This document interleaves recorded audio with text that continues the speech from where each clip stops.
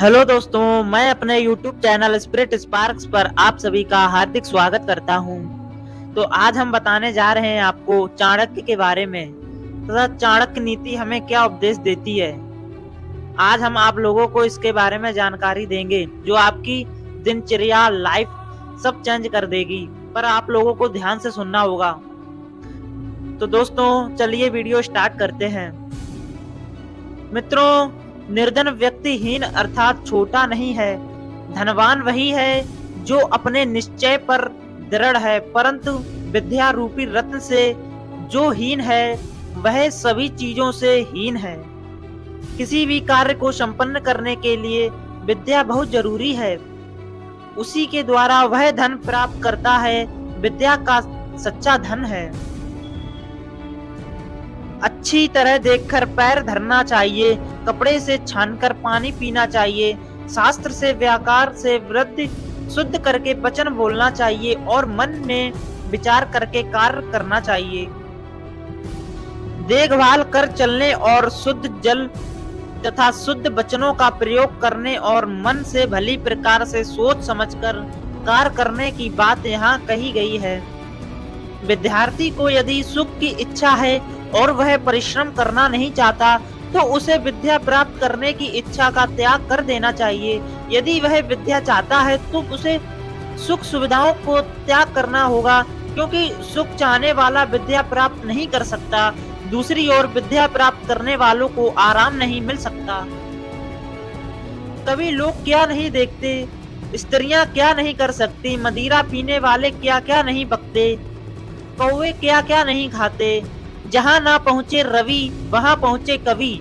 यह उक्ति बहुत प्रसिद्ध है कि जहाँ सूर्य की रश्मियां भी नहीं पहुँच पाती वहाँ कवि की कल्पना पहुँच जाती है। स्त्री जब अपनी पर आती है तो वह कुछ भी कर सकती है। शराबी जब नशे में आ जाते हैं तो कुछ उल्टा सीधा पकने लगते हैं और खाने योग्य खाद्य पदार्थ भी खा लेते हैं। भाव यह है कि विद्वान व्यक्ति सभी कार्य सोच समझकर करता है और नीच व्यक्ति अपने विवेक से कार्य नहीं करता। भाग्य की शक्ति अत्यंत प्रबल है। मित्रों, वह पल में निर्धन हो राजा और राजा को निर्धन बना देती है। वह धनी को निर्धन और निर्धन को धनी बना देती है। भाग्य से जीतना असंभव है। भाग्य कब क्या कर दे कोई नहीं जानता। इसकी लीला अपरंपार है, इस पर किसी का बस नहीं चलता। लोभियों का शत्रु भिखारी है, मूर्खों का शत्रु ज्ञानी है, व्यभिचारिणी स्त्री का शत्रु उसका पति है और चोरों का शत्रु चंद्रमा है। भाव यह है कि लोभी मूर्ख उल्टा स्त्री और चोर के कार्यों में जिनके द्वारा विघ्न पड़ता है वे सभी उसके शत्रु होते हैं, क्योंकि ये सब अपनी आदतों को किसी के द्वारा समझाए जाने पर भी नहीं बदल सकते। सच ही कहा गया है कि मूर्खों को कभी उपदेश नहीं देना चाहिए, अतः मूर्ख से शिक्षा और लोभी से कुछ मांगने की भूल नहीं करनी चाहिए। जिसके पास ना विद्या है, ना तप है, ना दान है और ना ही धर्म है, वह इस मृत्यु लोक में पृथ्वी पर भार स्वरूप मनुष्य रूपी मृगों के समान घूम रहा है। वास्तव में ऐसे व्यक्ति का जीवन व्यर्थ है, वह समाज के किसी काम का नहीं है। मित्रों, इसीलिए कहते हैं कि मेहनत करना जरूरी होता है। बिना मेहनत के कुछ नहीं होता। हमें बिना मेहनत के कुछ नहीं मिलता और हम बोझ के समान हो जाते हैं पृथ्वी पर, और सभी लोग हमें धिक्कारने लगते हैं। कहते हैं कि ये कुछ काम धंधा नहीं करता है और अपना खर्चा भी नहीं चला सकता है। तो चलिए आगे देखते हैं ये क्या कहते हैं। सुन हृदय पर कोई उपदेश लागू नहीं देता, जैसे मलयाचल के संबंध में बांस चंदन का वृक्ष नहीं बनता। आचार्य चाणक्य के अनुसार जिस मनुष्य में भावना नहीं, योग्यता नहीं, वह किसी भी प्रकार के उपदेश से लाभ नहीं उठा सकता। जिस प्रकार मलयगिरी पर उगने से ही बांस चंदन के वृक्ष की भांति सुगंध से परिपूर्ण नहीं हो जाता। जिनको स्वयं वृद्धि नहीं है, शास्त्र उनके लिए क्या कर सकता है। जैसे अंधे के लिए दर्पण का क्या महत्व। भाव यह है कि जो पूरी तरह मूर्ख है उनके लिए शास्त्र भी कुछ नहीं कर सकते। जिसमें ज्ञान ग्रहण करने की क्षमता है, ज्ञान उसी के लिए लाभदायक है। आयोग के लिए नहीं, अंधा व्यक्ति अगर दर्पण नहीं देख सकता तो उसमें दर्पण का क्या दोष। इस पृथ्वी पर दुर्जन व्यक्ति को सज्जन बनाने का कोई उपाय नहीं है। जैसे सैकड़ों बार धोने के उपरांत भी गुदा स्थान शुद्ध इंद्री नहीं बन सकती। मल त्यागने का स्थान सैकड़ों बार धोने के उपरांत भी अशुद्ध स्थान ही माना जाता है। इसका भाव यही है कि दुर्जन व्यक्ति को कितना भी अच्छा बनाने का प्रयास किया जाए, वह सज्जन नहीं बन पाता। अपनी आत्मा को द्वेष करने से मनुष्य की मृत्यु हो जाती है। दूसरों से अर्थात शत्रु से द्वेष के कारण धन का नाश और राजा से द्वेष करने से अपना सर्वनाश हो जाता है। किंतु ब्राह्मण से द्वेष करने से संपूर्ण कुल का ही नाश हो जाता है। भाव यह है कि विद्वानों, राजा, ब्राह्मण और जीवन में साथ साथ चलने वाले परिजनों का विरोध न करके उनका स्नेह और सौहार्द ही प्राप्त करना चाहिए। बड़े बड़े हाथियों और बाघों वाले वन में वृक्ष का कोट रूपी घर अच्छा है।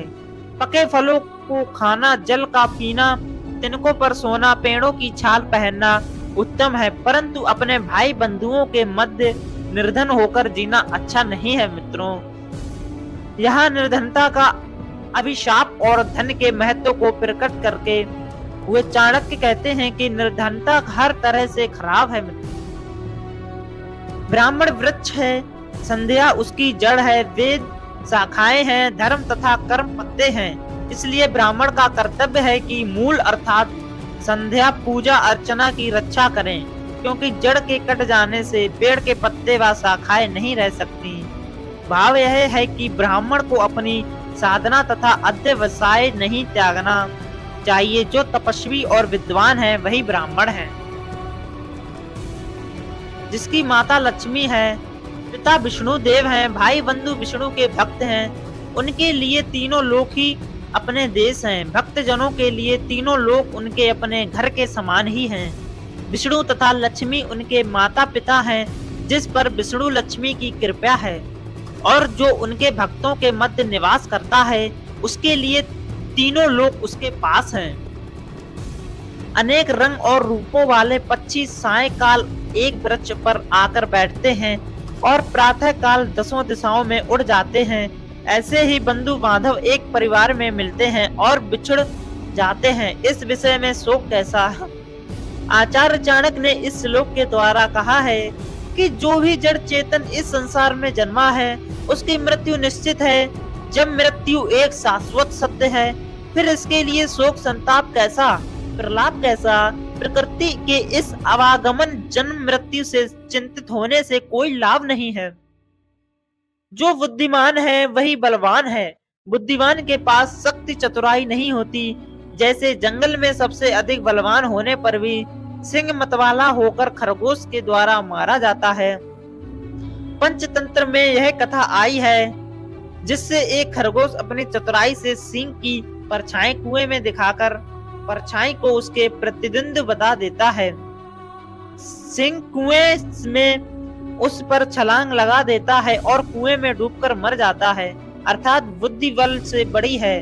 बुद्धि के द्वारा ताकतवर मनुष्य को भी पराजित किया जा सकता है।